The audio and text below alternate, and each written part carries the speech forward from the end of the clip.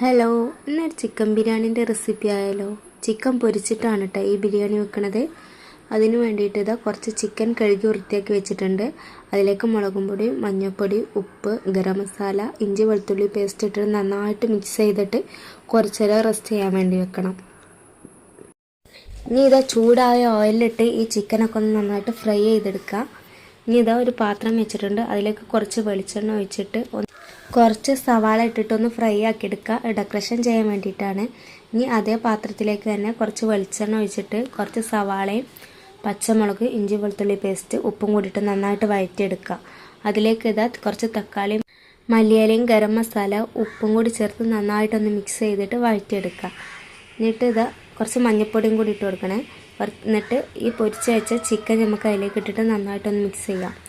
ഇനി നമുക്ക് അരി വേവിക്കാൻ വേണ്ടി വെക്കാം കേട്ടോ. അതിലേക്ക് തിളച്ച വെള്ളത്തിലേക്ക് കുറച്ച് മല്ലിയിലയും 20 മിനിറ്റ് സോക്ക് ചെയ്ത അരിയും കുറച്ച് ഉപ്പും വെളിച്ചെണ്ണയും കൂടി ഒഴിച്ചിട്ട് നന്നായിട്ടൊന്ന് തിളപ്പിച്ച് വേവിച്ചെടുക്കുക.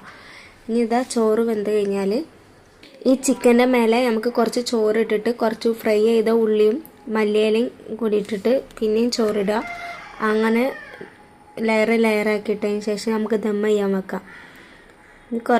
കുറച്ച് നേരം ദം ചെയ്തതിന് ശേഷം നമ്മൾ ചോറ് എടുത്തിട്ടുണ്ട്. ചോറ് ഇതാ റെഡി ആയിട്ടുണ്ട്. നല്ല അടിപൊളി ടേസ്റ്റാണ്. എല്ലാവരും ഒന്ന് ഉണ്ടാക്കി നോക്കുക.